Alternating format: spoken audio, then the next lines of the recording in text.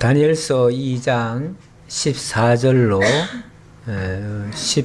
16절까지 다 같이 합독하시겠습니다. 그때에 왕의 근위대장 아리옥이 바벨론 지혜자들을 죽이러 나가매 다니엘이 명철하고 슬기로운 말로 왕의 근위대장 아리옥에게 물어 이르되 왕의 명령이 어찌 그리 급하냐 하니 아리옥이 그 일을 다니엘에게 알림해 다니엘이 그에게 왕께 구하기를 시간을 주시면 왕에게 그 해석을 알려드리이다 하니라. 아멘.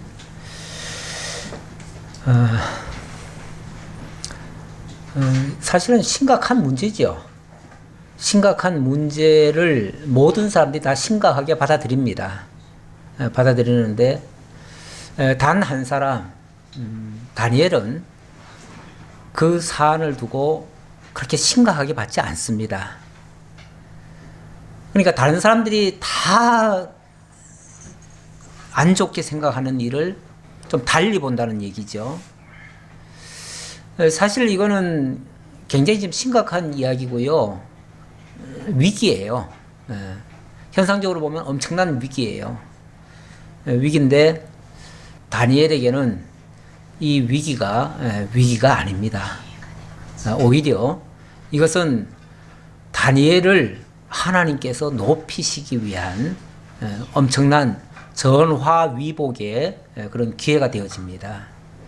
그래서 이 일은 분명히 현상적으로는 안 좋은 일인데 결과적으로는 하나님의 아름다운 뜻이 이루어지는 그런 결과가 만들어집니다.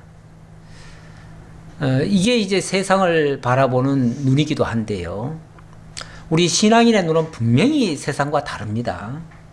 세상 사람들이 똑같이 생각하는 대로 생각하고 세상 사람들이 말하는 대로 똑같이 말하면 우리가 세상 사람들과 다를 게 하나도 없어요. 그러니까 우리가 바라보는 관점은 이 세상적인 눈, 세상 사람들의 시각에서 뭘 보는 게 아니고 하나님의 시각에서 봐야 돼요.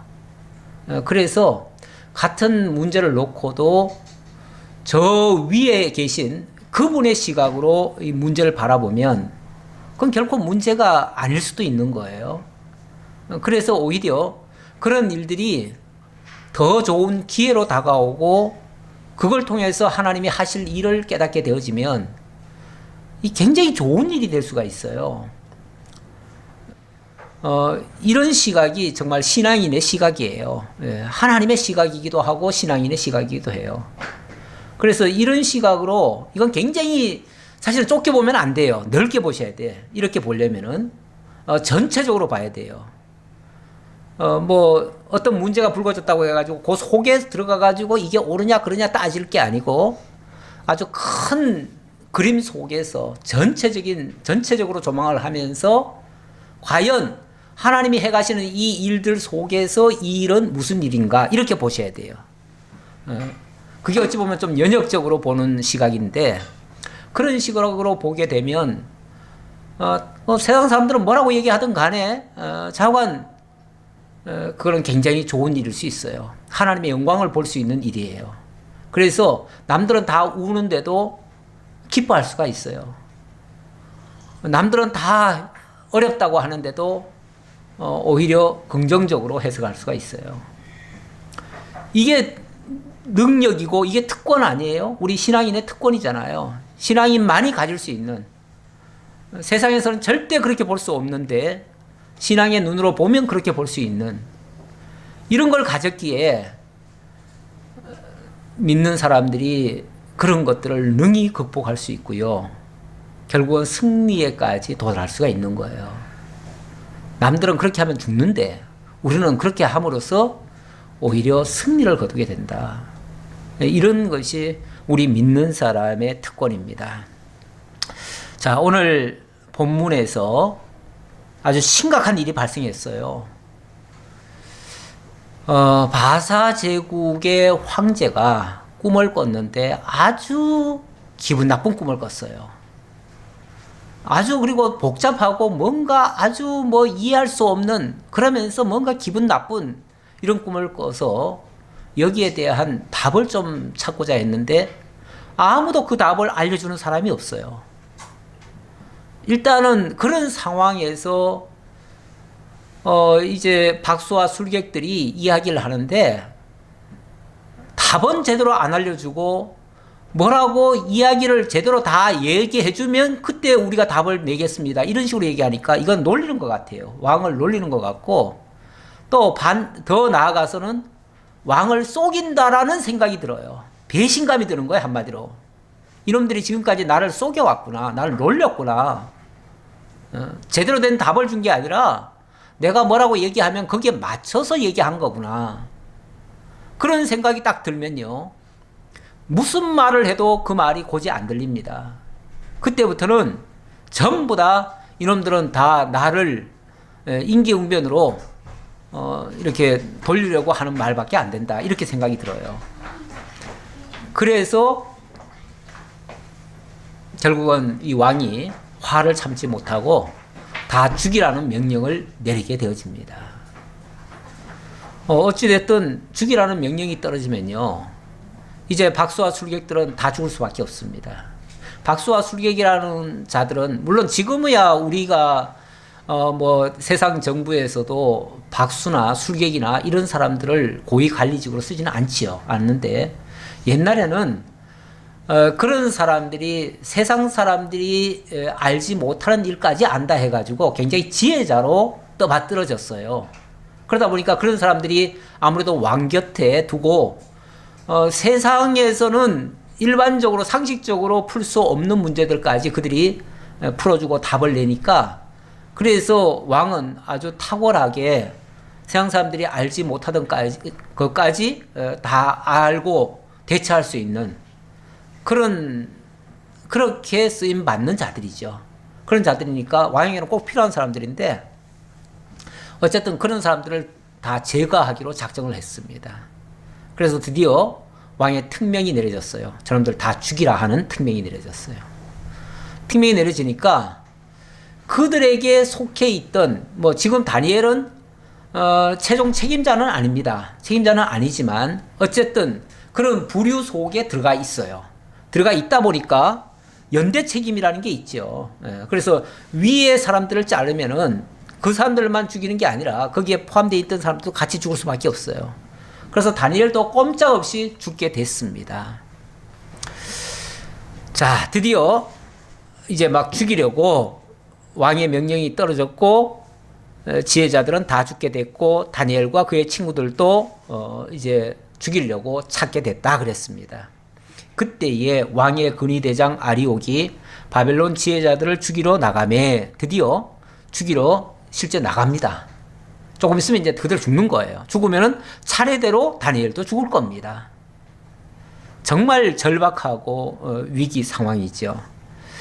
자, 그때 다니엘이 명철하고 슬기로운 말로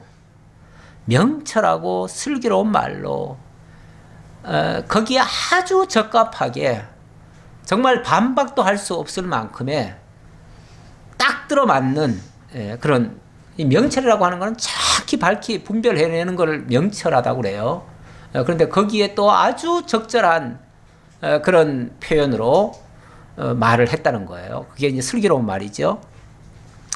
자, 어떻게 말을 했든 간에 자관 이 근위대장이 지금 왕의 명을 지금 받들어 수행하는 중에 그 말을 듣고 잠시 왕의 명이 집행되는 게 아니라 이 다니엘의 말이 왕에게 전달될 수 있도록 얼마나 말을 설득력 있게 잘했는지 이렇게 일이 진행이 되는 거죠. 왕의 근위대장 아리옥에 물어 이르되 왕의 명령이 어찌 그리 급하냐 하니 아리옥이 그 일을 다니엘에게 알림해 왜 이렇게 왕의 명령을 급하게 진행하십니까? 뭐 이렇게 얘기했겠죠. 왜 그렇게 급하게 진행하십니까? 잠시 좀 생각을 하시고 그게 정말 옳은지 그른지 그 분별하고 그리고 일을 진행해야지 명 떨어졌다고 왜 당장 그렇게 급하게 하십니까? 뭐 이런 식으로 질문한 것 같아요. 예. 여기 이제 질문식의 물음이죠. 질문식의 물음이에요. 물어 이르되 그랬잖아요. 물어 이르되 하니까 질문식의 그 말이라는 거예요. 그러면서 어찌 그리 급하냐 하니 아리옥이 그 일을 다니엘에게 알림해 다니엘이 들어가서 왕께 구하기를 시간을 주시면 왕에게 그 해석을 알려드리이다 하니라. 딴 거 없어요. 너무 급하게 하지 말고 시간을 약간 벌어달라는 얘기예요. 시간을. 뭐 당장 뭘 중단하라 이게 아니고 시간을 잠시 좀 약간만 보류해달라. 시간을 약간만 좀 지체해달라. 그리고 나 다니엘이 거기에 대한 답을 드리겠습니다. 하니까 일단 뭐 답도 없이 무조건 기다리라 하면은 안 되죠. 당연히 안 되는데 일단 답을 주겠다고 하니까 제일 급한 거는 지금 죽이는 게 급한 게 아니라 사실은 답을 얻는 게 급한 거죠. 왕도 지금 죽이려고 지금 목적한 게 아니라 답을 못 얻으니까 지금 죽이려고 한 거죠. 그러니까 답을 만약에 준다면은 이것보다 더 급하고 더 바람직한 게 없지요. 근데 어쨌든 다니엘이 일단은 답부터 주겠다라고 얘기를 했어요. 잠시만 시간을 지체하면 내가 답을 드리겠습니다. 그러니까 답을 왕이 받은 다음에 뭐 죽이든지 말든지 그거는 나중에 하시고 일단은 답부터 내가 드리겠습니다. 그러니까 지금 왕의 명을 집행하던 이 근위대장이 그렇지 답을 빨리 알려주는 게 더 중요하죠. 사람 죽이는 게 급한 게 아니잖아요. 그러니까 아마 그 발걸음을 이렇게 돌렸던 것 같아요. 그래가지고 왕에게 네가 정말 답을 아느냐? 예, 압니다. 답을 내가 드릴 수 있습니다. 그랬더니 그러면 이거부터 빨리 알려야겠다 해가지고 왕에게 이제 이 사실을 어찌 보면 이건 굉장히 기쁜 소식인 거죠. 굉장히 기쁜 소식을 먼저 전하게 되어집니다. 다니엘이 들어가서 왕께 구하기를 시간을 주시면 왕에게 그 해석을 알려드리이다 하니라. 자, 일단은 아리옥에게 시간을 달라고 했고, 그래서 이제 아리옥이 그 사실을 빨리 이제 왕에게 알렸을 거 아니에요? 그랬더니 왕이 그러면 다니엘 불러와라. 이놈이 무슨 또 말로 속이려고, 시간 지체하려고, 무슨 말을 하는지 모르지만 한번 들어보자. 그리고 이제 일단 오라고 했어요. 그랬더니 다니엘이 왕께 구하기를 시간을 주시면 왕에게 그 해석을 알려드리이다.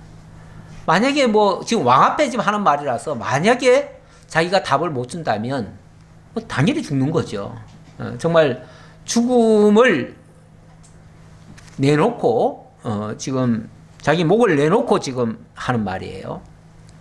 이에 다니엘이 자기 집으로 돌아가서 그 친구 하나냐와 미사엘과 아사랴에게 그 일을 알리고 하늘에 계신 하나님이 이 은밀한 일에 대하여 불쌍히 여기사 다니엘과 친구들이 바벨론의 다른 지혜자들과 함께 죽임을 당하지 않게 하시기를 그들로 하여금 구하게 하니라. 뭐 사실 다니엘이라고 해가지고 무슨 뾰족한 수가 있긴 있겠습니까? 다니엘도 지금 당장 답을 알아서 지금 이 말을 한 건 아니에요. 그러나 분명한 사실은 다니엘이 믿고 있는 하나님에 대한 신뢰가 있어요.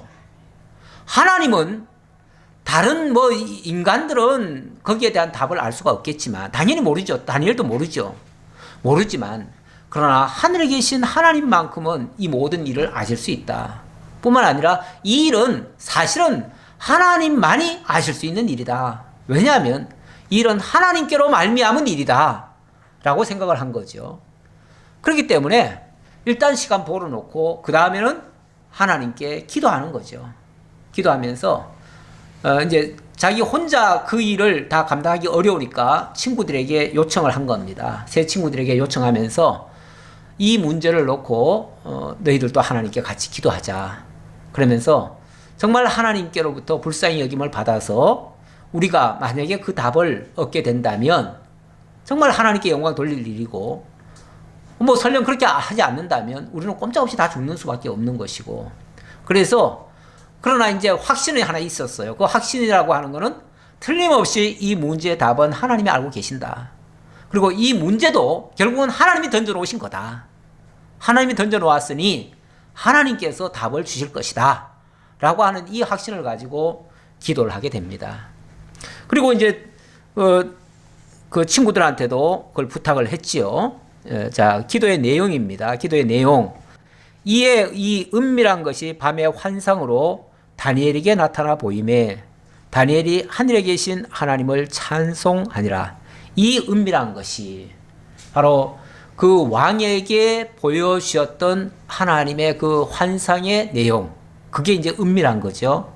그게 은밀한 건데 그 은밀한 것이 다니엘에게도 하나님께서 환상으로 보여주셨다 그럽니다. 그래서 다니엘이 하늘에 계신 하나님을 찬송하니라. 자, 이제 찬송의 내용이에요. 다니엘이 말하여 이르되 영원부터 영원까지 하나님의 이름을 찬송할 것은 지혜와 능력이 그에게 있음이로다. 영원부터 영원까지 이 계시 세계가 시작된 때 전부터 이 계시 세계가 완료되고 영원한 나라로 이루어질 때까지 그 안에 있는 모든 것이 결국 하나님의 이름을 찬송하는 것이다. 하나님의 이름 여호와죠. 여호와를 찬송하게 하시려고 결국은 하나님께서 이 계시 세계를 만들어 놓으셨고 이 계시 세계를 역사하시고 섭리하신다. 그런 내용이에요. 그렇다면 이 세상에 있는 모든 것들은 하나님을 드러내고 하나님의 영광을 드러내고 하나님의 이름을 빛나게 하시려고 하시는 하나님의 역사서입니다. 이렇게 볼 수 있습니다.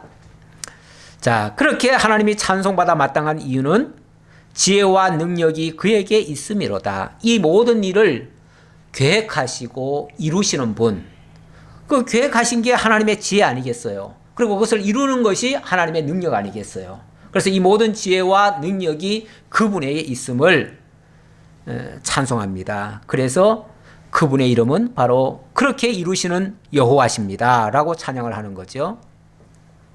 그는 때와 계절을 바꾸시며 왕들을 폐하시고 왕들을 세우시며 지혜자에게 지혜를 주시고 총명한 자에게 지식을 주시는 도다. 그 모든 역사, 이 모든 일들을 하나님이 설계하시고 그대로 이루시려니까 때로는 왕을 세우기도 하고 폐하기도 하고 망하게도 하고 흥하게도 하시는 이 모든 역사를 주장해 주신다. 뿐만 아니라 세상의 삼라만상 사계절 모든 것까지 뭐 어떤 사람의 뿐만 아니라 모든 전체까지 하나님의 그 역사가 미치지 않는 것이 없다. 이 모든 것을 찬양한다. 그런 얘기죠. 그는 깊고 은밀한 일을 나타내시고 어두운 데에 있는 것을 아시며 또 빛이 그와 함께 있도다. 뿐만 아니라 이 보이는 세계뿐 아니라 보이지 아니하는 세계까지 하나님은 다 계획하시고 역사를 진행해 가신다. 지금 여기 말하는 것은 크고 깊고 은밀한 일, 이런 것들은 사실은 보이지 않는 세계죠. 보이지 않는 세계까지도 하나님은 다 역사하시는 분이고 거기에 어두운 데 있는 것도 아시고 빛이 또 그와 함께 있다. 어두운 데 있는 것까지도 하나님의 계획 가운데 이루어진 일들이고요. 당연히 그걸 빛으로 인도한다는 것은 그걸 다 밝게 드러내신다는 얘기예요. 네. 그러니까 하나님께는 사실은 숨겨진 게 없죠. 가려진 것이 없죠. 다 드러날 수밖에 없는 거죠. 지금 이 찬양이 어쩌면 하나님께서 그 왕에게 보여주었던 그 은밀한 일들, 그걸 지금 까지, 그러니까 그뿐만이 아니라 이 세상에 있는 보이는 지금 세계의 모든 역사들이나 이 천체의 움직임이나 왕들의 세우고 패하는 것이나 모든 것 다 어찌 보면 다 동일해요. 다 동일한데 그 모든 것을 역사하시고 주관하시는 분이 유일무이하게 하나님밖에 없으시다. 그래서 그 하나님을 찬양합니다 라고 얘기했어요. 또 23절에는 나의 조상들의 하나님이여 주께서 이제 내게 지혜와 능력을 주시고 우리가 주께 구한 것을 내게 알게 하셨사오니 내가 주께 감사하고 주를 찬양하나이다. 곧 주께서 왕의 그 일을 내게 보이셨나이다 하니라. 이번에는 나의 조상들의 하나님이여 이렇게 얘기를 하네요. 지금 다니엘이 섬기는 그 하나님은 자기가 갑자기 깨달은 하나님이 아니고요. 일찍이 아브라함과 다윗과 이스라엘에게 하나님이 언약하셨고, 그리고 조상들을 통해서 그 언약이 계승되며 지금까지 내려온 그 하나님이에요. 다시 말하면 지금에 일어나는 모든 일들도 결국은 하나님께서 아브라함과 이삭과 야곱에게 약속하신 그대로 이루시는 역사라는 것을 다시 한번 고백하는 이야기예요. 그러니까 하나님의 언약을 떠나서는 되어지는 일도 없고요. 완성되지도 않습니다. 그래서 결국은 다 하나님의 언약 가운데 큰 틀에서 보면 결국 하나님의 언약을 이루어가는 과정에 있는 내용들이에요. 그래서 우리가 큰 틀에서 보면요. 그래서 사실은 부정적인 게 없다는 거예요. 부정적인 게 없고 결과적으로는 다 합력해서 선을 이룬다는 얘기예요. 그래서 우리도 이런 시각을 갖게 되어지면요. 세상에 그 어떤 일을 만나더라도 두렵게 느끼지 않습니다. 염려하지 않습니다. 그것 때문에. 그런데 솔직히 우리가 하나님 안 믿으면요. 언약의 하나님을 못 믿으면요. 솔직히 너무 두려워요. 너무 무서운 일 천지예요. 맨날 뉴스가 좋은 뉴스는 절대 안 해주잖아요.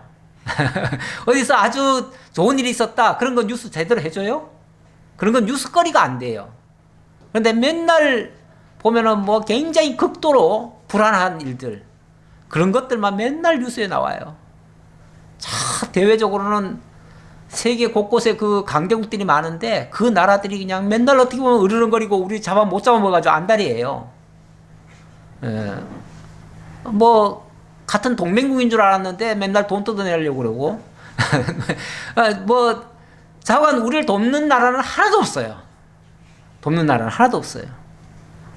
그런 와중에 우리나라는 맨날 어찌 보면은 백성들은 의견들이 나뉘어가지고 맨날 불안해가지고 이리저리 서로 그 화덩어리를 서로 공 던지듯이 이쪽 저쪽 서로 패스하고만 있죠. 토스하고만 있죠.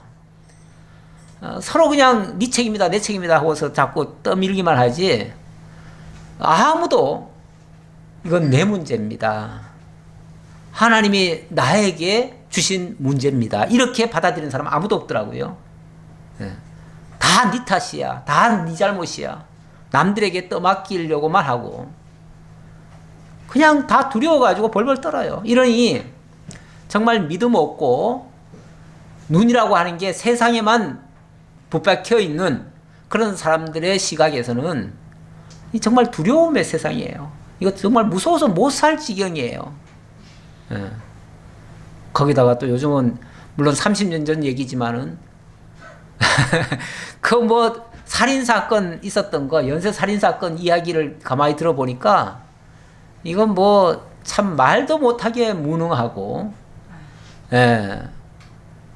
무려 15명이나 살인을 했는데 그동안 뭐 10건이 했다는 줄 알았는데 그것도 사실은 뭐 한 건은 딴 사람이라고 그러더니 이제 보니까 그것마저도 자기가 다 했다 그러고 엉뚱한 멀쩡한 사람 잡아다가 20년간 징역 보내고 또 얼마나 잡아죽쳤는지 그동안에 신문 봤다가 3명이나 자살을 했잖아요.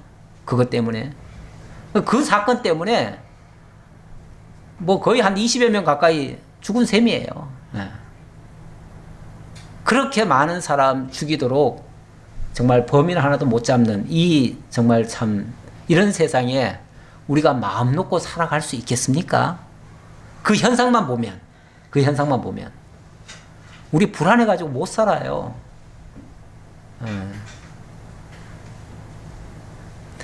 여자들만 불안한 게 아니에요. 남자들도 불안해요.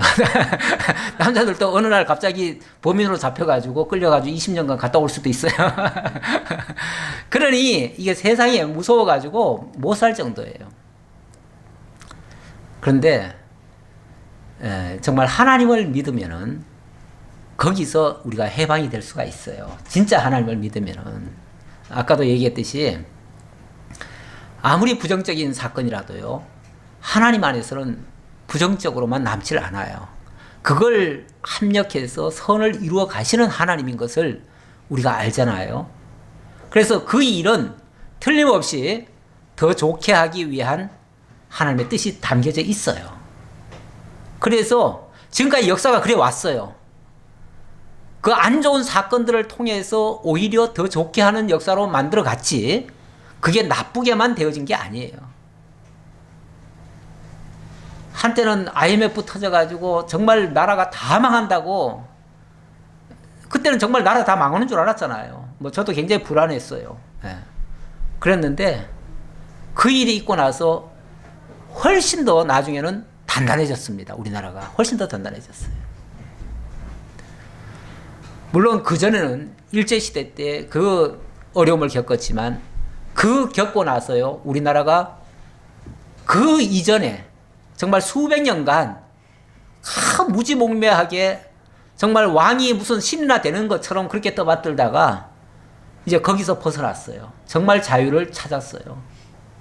그것도 물론 한때 나라를 잠시 잃은 거는 불행한 역사였지만 그걸 통해서 우리나라가 얼마나 많이 깨어났는지 몰라요. 또 그것 때문에 기독교가 한국에 들어오기도 됐고요. 또 그것 때문에 지금 한국의 이 민도가 얼마나 높아졌는지 몰라요. 지금 우리나라의 민도는요, 세계 최상급입니다. 우리나라 최상급이에요. 미국보다 훨씬 더 높습니다. 저 유럽의 정말 최고의 그 몇 개 나라 빼고는요, 우리나라가 세계 탑이에요. 그 정도로 우리가 우월한, 어찌 보면 민족성을 갖게 된 이런 것들이 하루아침에 만들어진 게 아니에요. 그 많은 정말 절망 같은 그런 늪을 거쳐서 이렇게 만들어졌어요. 그러니까 이렇게 환난과 핍박과 어려움과 그런 어떤 고통스러운 역사들이 분명히 있었죠. 그러나 그 일을 통해서 우리나라가 굉장히 업그레이드 됐지, 그것 때문에 망한 게 아니었어요. 저는 이번에 저렇게 일본이 또 공격하고 또 뭐 이렇게 여러 가지 지금 복잡한 일들이 많이 막 발생하고 그것 때문에 막 국민들이 막 분열되는데 저는 굉장히 좋게 봅니다. 굉장히 좋게 봐요. 나쁘게 보지 않아요. 심지어는 막 양극단으로 나뉘어가지고 막 데모하는 것도 저는 굉장히 긍정적으로 봅니다.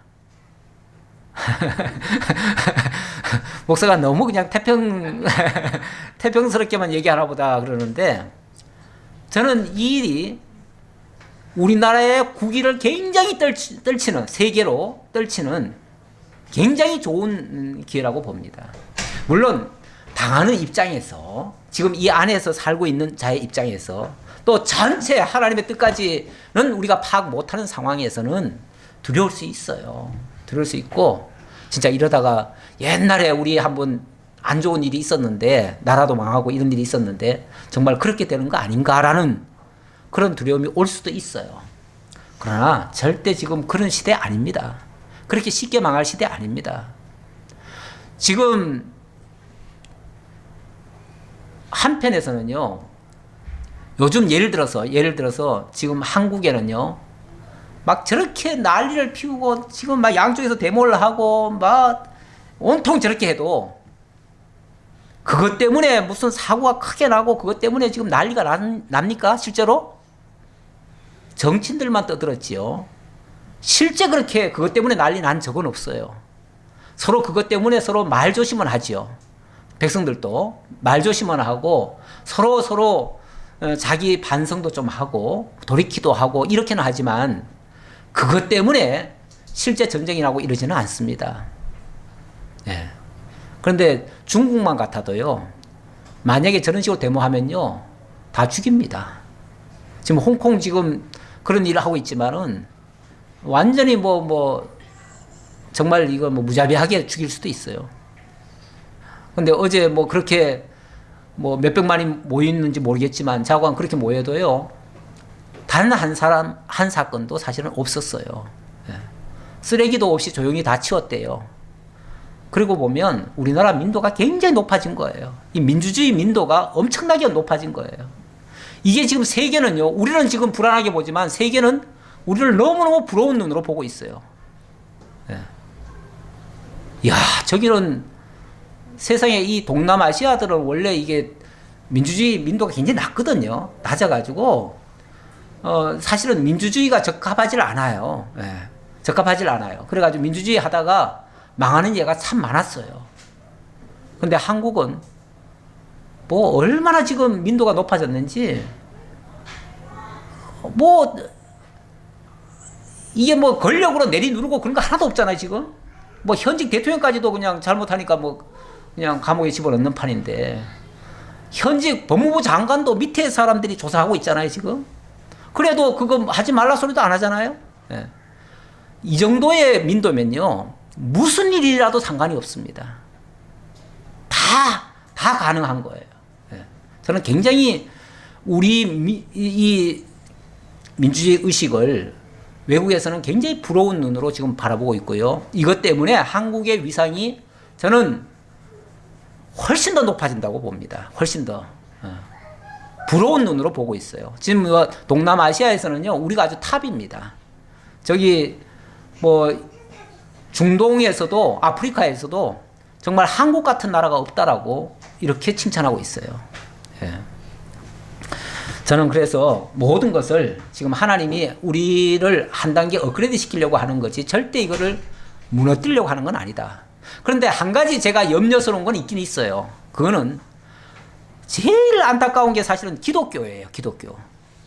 기독교가 지금 이 분별을 못하고 있어요. 이 부분을. 사실은 여기에서 제일 먼저 반성하고 제일 먼저 바르게 지도하지 못한 책임이 기독교한테 있거든요. 왜냐하면 기독교는 한국에 하나님이 기독교를 주신 것은 한국인들을 이렇게 일깨우라는 거였어요. 그래서 그만큼 민도를 높이는 데는 기독교가 많이 역할을 했어요. 지금까지 했는데 이상하게 최근 들어와 가지고는 한국 기독교가 너무 이게 이상한 쪽으로만 관심을 갖고 정작 이 복음을 진리를 바르게 증거하는 데는 힘을 안 쏟고 있어요. 그러다 보니까 현실 정치에 참여하고 결국은 엉뚱한 짓 하다가 자꾸 이게 힘 키우려다 그런 거예요. 힘 키우려다 보면은 목적이 딴 데 있는 거예요.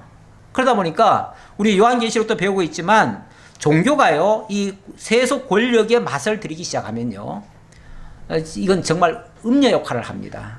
세상보다 더 악한 악질로 갈 수가 있어요. 나는 한국 교회가 거기에 발 들여놨을까봐 제일 겁나는 거예요. 솔직히 다른 게 겁나는 게 아니라 그런 부분이 이건 한국 기독교로서는 엄청난 타격이에요. 그래서 한국이라고 하는 나라 자체는 더 성장할 것 같은데 한국 기독교는 이것 때문에 많이 부패할 것 같은, 더 많이 복음은 많이 가려질 것 같은. 근데 우리 기독교 입장에서 봤을 때는 사실 나라가 어렵더라도 나라가 어려운 거는 괜찮아요. 왜냐하면 나라가 어려울 때 사실은 복음을 더 받아들이거든요. 그러니까 어떤 면에서 나라가 경제적으로 조금 어려울 때는 오히려 사람들이 더 하나님을 더 찾고 하나님께 기도 더 많이 하고 이러기 때문에 저는 그거는 긍정적으로 보는데 기독교 자체가 그런데 참여해가지고 앞장서가지고 백성들의 마음을 두렵게 하고 고통을 준다면 그거는 결국은 하나님에 대해서 대적을 하게 돼요. 하나님을. 그게 제일 안타까워요. 그래서 지금 제일 큰 패자는 사실은 기독교다 싶어요. 현재 상황에서 기독교는 제일 지금 잘못하고 있다. 뭐 백성들은 다 자기 생각대로 하는 거예요. 그거 잘못이라고 얘기할 거 없어요. 그거는 자기 소신껏 하기 때문에 그거는 괜찮은데 기독교만큼은 지금 정말 정신 못 차리고 있다. 제일 정신 못 차리는 데가 기독교다. 기독교는 욕먹어 사실은 마땅하다 싶은 생각이 들어요. 자, 우리 하나님 다니엘에게 이런 위기 상황에서 오히려 위기를 극복할 수 있는 이런 능력을 주셨습니다. 자, 조금 더 볼까요?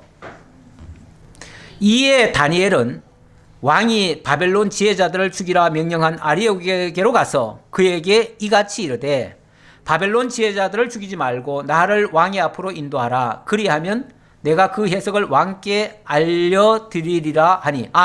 이제 앞에서 같다는 얘기가 아니네요. 그렇죠? 같은 얘기가 아니고 이제 왕이 그 아리오게게 그 얘기를 했던 것이고 그리고는 먼저 이제 한 것이 기도부터 먼저 했다 그 얘기네요. 기도부터 먼저 했고 순서가 약간 바뀌었습니다. 왕에게 난 먼저 간 줄로 알았는데 왕에게 간 건 아니었다. 예. 자, 이에 아리옥이 다니엘을 데리고 급히 왕 앞에 들어가서 아뢰되 내가 사로잡혀 온 유다 자손 중에서 한 사람을 찾아내었나이다. 그가 그 해석을 왕께 알려드리리이다 하니라. 왕이 대답하여 벨드사살이라 이름한 다니엘에게 이르되 내가 꾼 꿈과 그 해석을 네가 능히 내게 알게 하겠느냐 하니, 자, 이놈이 지금 요설로 나를 지금 속이려고 하는가 아니면 진짜 참말을 하는가 뭘로 알 수 있을까요? 그렇죠. 그 꿈을 맞추면은 그게 사실이죠. 사실인데 만약에 꿈을 안 맞추고 자꾸 딴소리 하면은 그거는 지금 그 세치혀로 왕을 속이려고 하는 말이죠. 네. 그래서 그걸 질문했습니다. 그랬더니 다니엘이 왕 앞에 대답하여 이르되 왕이 물으신 바 그 은밀한 것은 지혜자나 술객이나 박수나 점쟁이가 능히 왕께 보일 수 없으되 오직 은밀한 것을 나타내실 이는 하늘에 계신 하나님이시라.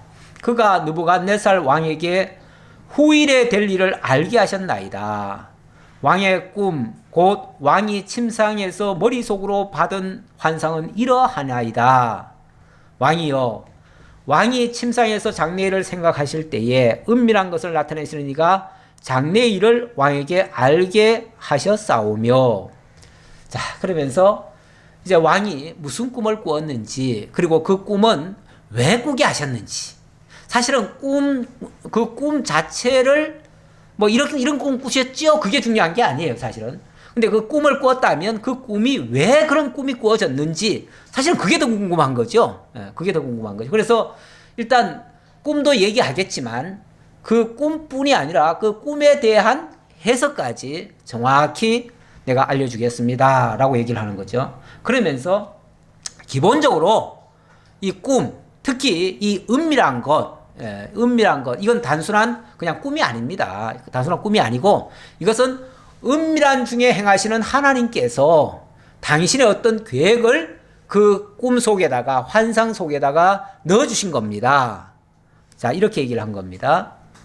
그러면서 내게 이 은밀한 것을 나타내시면 내 지혜가 모든 사람보다 낫기 때문이 아니라 오직 그 해석을 왕에게 알려서 왕이 마음으로 생각하던 것을 왕에게 알려주려 하심이니이다. 이 은밀한 것을 나타내는 것은 내 지혜가 무슨 딴 사람들보다 더 월등해서가 아니라 사람들은요, 자기가 뭔가를 좀 잘하면 모든 잘하는 것은 자기 공이고 좀 잘못된 것은 저놈 때문이다 라고 남에게 탓을 하지요. 그런데 다니엘은 내가 남들보다 더 우월해서 이 말을 하는 게 아니고 하나님이 이 모든 역사를 진행하시는 그분이 내게 이 사실을 알게 해준 겁니다. 그래서 내가 그 사실을 알려드리겠습니다. 일단 하나님을 높인 거지요. 그러면서 왕이여, 왕이 한 큰 신상을 보셨나이다. 그 신상이 왕의 앞에 섰는데 크고 광채가 매우 찬란하며 그 모양이 심히 두려우니 그 우상의 머리는 순금이요 가슴과 두 팔은 은이요 배와 넓적다리는 노시요 그 종아리는 쇠요 그 발은 얼마는 쇠요 얼마는 진흙이었나이다. 잠깐 얘기한 건데요. 잠깐 얘기한 건데 굉장히 복잡하죠? 네. 사실 이런 거는 보기도 힘들고요. 이런 일은 세상에 있지 않는 거죠. 이걸 무슨 추측해서 말할 수 있는 것도 아니고요. 너무나 정확하게 그 내용을 구체적으로 하나님이 다니엘에게 보여주어서 알게 했고 다니엘이 그걸 그대로 알려줬어요. 왕이요, 왕이 이런 신상을 하나 보셨지요? 그러면서 머리는 금으로 만들어져 있고 이 가슴은 은으로 만들어져 있고 배와 넓적다리는 노수로 만들어져 있고 그리고 종아리는 쇠로 만들어져 있는데 그 중에 일부는 쇠고 일부는 또 진흙이더라. 세상에 이런 모습은 세상에 없죠. 세상에 없는 모습인데 이런 모습을 보셨나이다 라고 얘기를 합니다. 왕이 뭐 딱 들으니까 맞잖아요. 언제 자기 속에 들어왔다 나갔는지 어쩌면 네가 내가 꾼 꿈을 그렇게 정확히 아느냐, 이런 깜짝 놀랄 일이죠. 그러면서 또 왕이 보신즉 손대지 아니한 돌이 나와서 신상의 새와 진흙에 발을 쳐서 부서뜨리매 그때에 새와 진흙과 녹과 은과 금이 다 부서져 여름 타작마당에 겨같이 되어 바람에 불려 간 곳이 없었고 우상을 친 돌은 태산을 이루어 온 세계에 가득하였나이다. 이게 거기서 끝나지 않아요. 모양도 아주 특이한 그런 우상의 신상이 보였는데 거기에 사실은 더 키포인트는 요거죠. 작은 돌 하나가 딱 뜨더니 이 돌이 그 신상을 치는데 이 신상이 그만 와르르 다 무너지면서 그게 가루가 돼가지고 태산을 쌓더라. 태산이 되더라. 온 세계에 가득하더라. 정말 신기한 꿈이고 모습입니다. 이걸 아는 그 자체만도 정말 대단한데요. 아직 무슨 내용인지는 아직 얘기 안 했습니다. 하지만 여기까지 얘기를 하고 나니까 아마 자기는 처음에 꿈 꿨을 때 뭐 아주 해괴망측한 꿈을 꿔가지고 도대체 뭐가 복잡하긴 한데 도대체 무슨 소린지 하나도 모르겠고 무슨 내용인지는 전혀 모르겠고 그냥 궁금하다 정도였을 텐데 지금 얘기를 듣고 보니까요 너무 생생해가지고 정말 그게 무슨 뜻인지 알고 싶었을 거예요. 정말 궁금했을 거예요. 사실은 이럴 때 답을 알려주면 뭐 100점이죠. 사실 우리가 남들에게 뭘 알려줄 때 궁금하지 않은 거 알려주면 뭐 답을 알아도 신기하지도 않아요. 알고 싶지도 않고요. 저도 그냥 성도님들이 궁금하지도 않은 걸 자꾸 가르쳐 주려니까 재미도 없고 관심도 없는 걸 뭐하러 저렇게 열심히 하시나 그럴 때가 있을 것 같은 느낌이에요. 왜냐하면은 기울이지 않는 거는 별로 관심이 없다는 뜻이에요. 근데 저는 또 이게 막 계속 가다 보니까 뭐 궁금하든 말든 뭐 궁금하면 500원 내시고 들으시고 궁금하지 않으면 그냥 가시기도 하고 뭐 그러시는데 저간 뭐 궁금하든 아니든 나는 가르쳐 줘야 된다고 하는 어떤 책임감 때문에 증거를 하는데 그러다 보니까 어떨 때는 맥이 풀릴 때도 있어요. 궁금하지도 않는 걸 괜히 가르쳐 주더라고 힘을 쓴다 이런 생각도 드는데 정말 궁금하게 했지요. 궁금하게 했어요. 그랬더니 36절 그 꿈이 이러한즉 내가 이제 그 해석을 왕 앞에 아뢰리이다. 이제 거기에 대한 꿈이 중요한 게 아니라 그 꿈에 대한 해석을 정확히 알려드리겠습니다. 라고 얘기를 하는데 이 해석을 오늘 다 얘기하면 재미가 없을 것 같아요. 이 해석에 대한 거는 천상 우리 다음 주에 궁금증을 가지시라고. 사실 궁금증을 조금 가져야 사실은 듣고 싶은 마음도 들고 다음에는 꼭 참석해야 되겠다고 하는 의무감도 좀 들고 그러겠죠. 그래서 뭐 이미 하도 많이 들어가지고 대략은 아실 거예요. 그래서 뭐 뻔한 답 같기는 한데 뻔한 것이 굉장히 중요한 겁니다. 정말 우리 하나님 정말 오늘 내용을 통해서 너무 살아계신 건 너무 분명하고요. 정말 약속하시고 약속대로 이루시는 건 너무 확실하고요. 그래서 그 하나님 모든 역사를 합력해서 선을 이루시는 거 분명하고요. 그래서 어떤 위기도 우리에게는 위기가 아니라는 거 이거 하나 명심하시고 그래서 우리가 세상 바라볼 때도 세상 거 가지고 두려워하거나 떨거나 그것 때문에 걱정하고 염려하지 마시라고 오히려 하나님 다 합력해서 분명히 선을 이루신다는 거 아시고 그걸 초연하게 우리가 바라볼 수만 있다면 우리는 승리의 창가를 불 수가 있습니다. 거기에 우리 함께 참여해서 하나님의 은혜의 영광, 능력의 영광 찬양하시는 정말 신실한 우리 성도님들 다 되시기를 진심으로 기원합니다. 아버지 하나님 감사합니다. 오늘도 저희들에게 다니엘을 통해서 하나님의 살아계심을 확인시켜 주시고 위기가 곧 기회임을 다시 한번 일깨워 주시고 그 어떤 어려움이라도 그 일이 오히려 우리를 한 단계 더 높여주시는 하나님의 섭림을 알고 우리가 세상에서도 문제 때문에 두려워하지 아니하고 오히려 감사할 줄 알고 앞을 내다볼 줄 아는 그런 지혜와 명철 또 슬기 있는 말을 할 수 있는 그런 지혜자들이 다 될 수 있도록 함께 해 주옵소서. 감사드렸고 예수님의 이름으로 기도하옵나이다. 아멘.